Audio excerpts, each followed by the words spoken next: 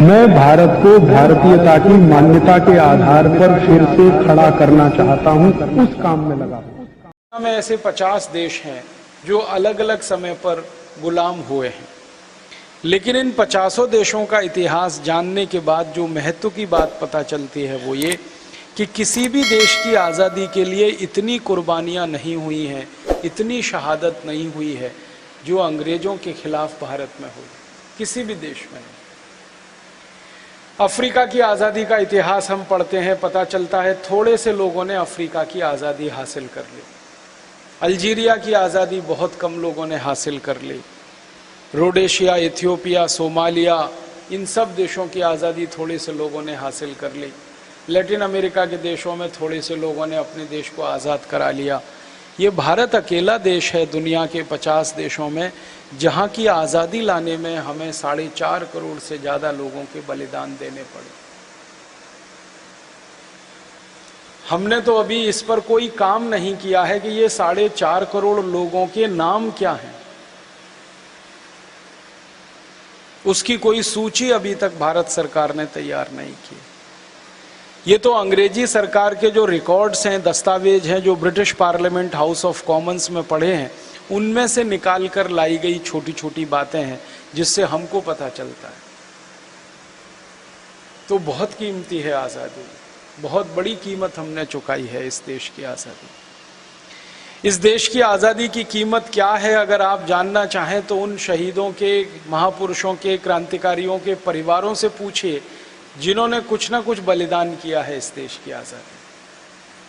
वो बताएंगे कि क्रांति की कीमत क्या है। महाराष्ट्र नाम का एक राज्य है, पुणे नाम का एक शहर है, वहाँ पर एक ही परिवार, चाफेकर परिवार के 3 नौजवानों को फांसी हुई थी। एक ही परिवार में 3 बेटे थे, तीनों फांसी पर चढ़ गए। चाफेकर बंधुओं के परिवार में जाकर आप पूछेंगे तो वो बताएंगे आज़ादी की कीमत क्या है, स्वतंत्रता की कीमत क्या है। तात्या टोपे के परिवार में अगर आप जाके पूछेंगे तो वो बताएंगे आज़ादी की कीमत क्या है। भगत सिंह के परिवार में जाकर पूछेंगे तो अंदाज़ा लगेगा आज़ादी की कीमत क्या है। हमारे जैसे लोगों ने, कम से कम मैं अपनी बात कह सकता हूँ, जिन्होंने कुछ नहीं खोया इस देश की आज़ादी की लड़ाई में, जिन्होंने कुछ नहीं खोया इस देश के स्वाधीनता संग्राम में, उनको आज़ादी की वास्तविक कीमत का अंदाज़ा नहीं है, क्योंकि दिल में उतना दर्द होना चाहिए, जज्बा होना चाहिए उसको समझने का। बहुत कीमती है ये आज़ादी जो भी आई है, लेकिन दुख उससे भी बड़ा ये है कि ये जो आज़ादी आई वो शहीदों के सपनों के अनुरूप नहीं आई।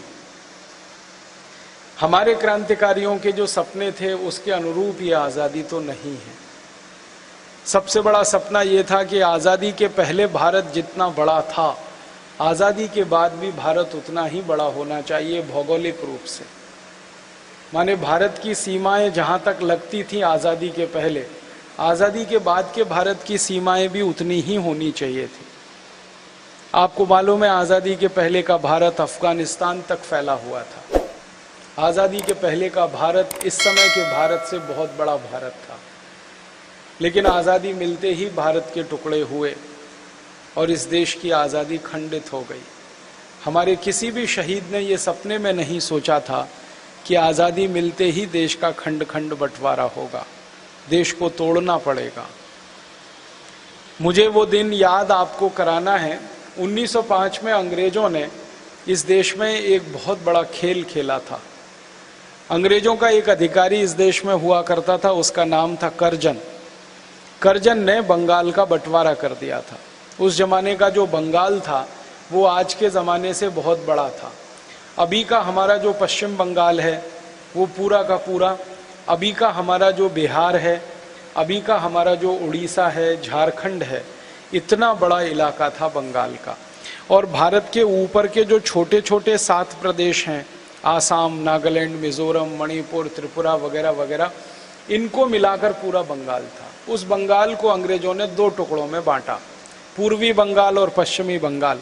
और ये बंटवारा हिंदू और मुसलमान के आधार पर हुआ। पूर्वी बंगाल अंग्रेजों ने मुसलमानों को दे दिया, पश्चिमी बंगाल हिंदुओं को दे दिया। ये करजन नाम के एक अधिकारी ने 1905 में किया था। माने संप्रदाय के आधार पर भारत बटे, संप्रदाय के आधार पर इस देश के राज्यों का बंटवारा हो, वो अंग्रेजों ने शुरू किया था 1905 से। लेकिन हमारे क्रांतिवीरों की ताकत, उनका पराक्रम, उनका हौसला